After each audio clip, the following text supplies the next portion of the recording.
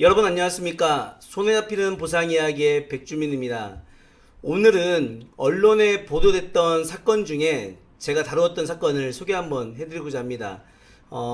직업이 이제 손해자정사하다 보니까 각종 사건 사고에 대한 처리를 자주 하게 되죠. 그러다 보면 언론에 보도했던 사건들을 처리하는 경우가 종종 있습니다. 옛날에는 과거에는 태안의 기름주 사고 안면도를 담당해서 처리한 적도 있었고요. 그리고 최근에는 판교 환풍구 추락 사고 나서 사망자 부상자에 대해서 주도적으로 제 회사에서 진행했던 사건들도 있었습니다. 오늘 사건은 양주에서 대북전단 풍선이 폭발해가지고 주민 4명이 전신화상을 입었던 사건인데요. 그 사건에 대해서 오늘 좀 말씀드리고자 합니다. 먼저 지금도 언론에 기사에 치면 나오기 때문에 한번 네이버를 열어서 보고 제가 설명을 드리고자 합니다. 자, 네이버에다가 지금도 양주 대북 전단 풍선 폭발 치면 이 보시는 것처럼 기사 나옵니다. 네이버 뉴스에 양주서 대북 풍선 줄 끊으려다 폭발 주민 부상, 대북 전단 풍선 폭발 풍선 폭발 인근 주민 부상, 경향신문, 쿠키뉴스, 그리고 네이버 뉴스, 연합뉴스, 그리고 MBN, 노컷뉴스 쭉 나오죠. 이 당시에 4명이 부상 입었는데 그 중에 한 분을 제가 손해배상을 하게 됐죠.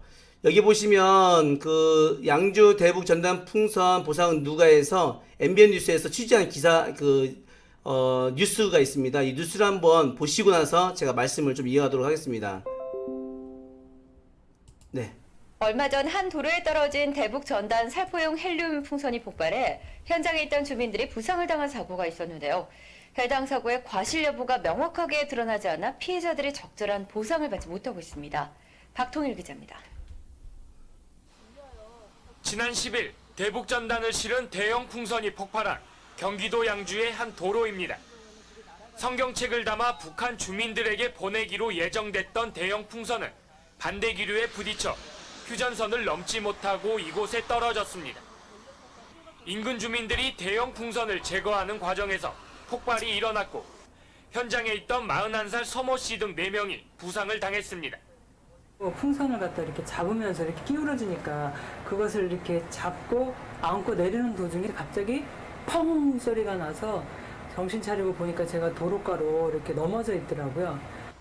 사고가 발생한 지 3주 가까운 시간이 지났지만 피해자들은 제대로 된 보상을 받지 못하고 있습니다. 풍선을 띄운 행위에 대한 명확한 처벌 규정이 없어 피해가 인정되지 않는 데다 보상 근거도 없기 때문입니다. 처벌 조항이 없다는 거죠. 판례가 한 번도 없고요. 처벌이 가능한지 여부도 자체도 판단을 해봐야 될 사안이고. 갑작스런 폭발로 피해를 당한 주민들. 보상 관련 근거가 없어 피해자들은 이렇다 할 보상도 받지 못한 채 막막해하고 있습니다. MBN 뉴스 박통일입니다. 네. 뉴스 잘 보셨죠?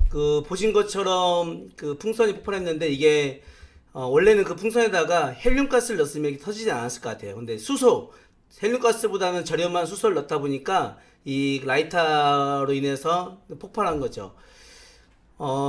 인터뷰했던 서모 씨 분은 교회 목사님 사모님이셨어요. 그리고 남편분은 이제 전원교회 목회를 하신 분이신데 지금도 두 분 모두 연락을 하고 지내고 지금은 많이 건강해지셨습니다.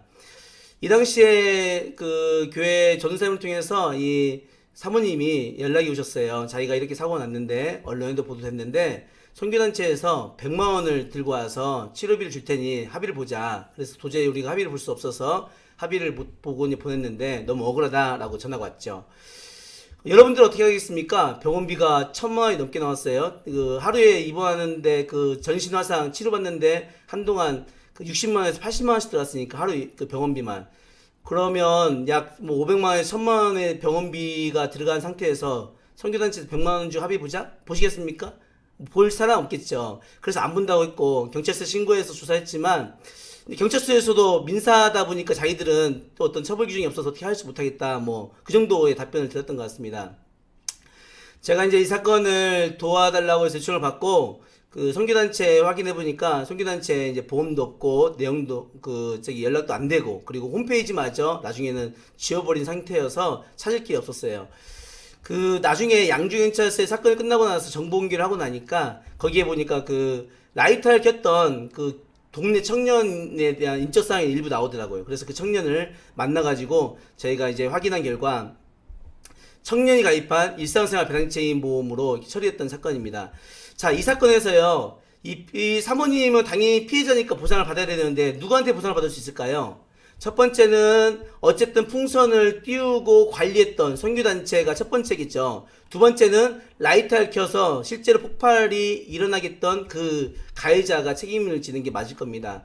그런데 이제 제가 앞서서 그 시설, 그 방방시설 놀이 그 강의할 때 말씀드리긴 했지만 시설 소유자 배상 책임이나 가해자 일상생활 배상 책임 보험 두 명의 불법행위 책임이 있으면 둘 중에 한 명에게만 청구할 수 있으면 누구한테든 청구해서 받을 수 있다는 거 말씀드렸죠. 이 경우도 마찬가지입니다. 선교단체에도 책임을 져야 되고 라이터를 켜고 그 불을 지폈던 라이터 켰던 그 청년도 책임을 져야 되지만 둘 중에 한 군데에다가 피해자는 청구할 수 있는 권리가 있는 거죠. 그러면 본인 과실 제하고 모든 손해에 대해서 청구를 하면 그 양측 중에 한쪽이 보상하는 사람이 나머지 한 측에다가 나머지 한쪽 가해자에다가 구상을 하게 되는 겁니다.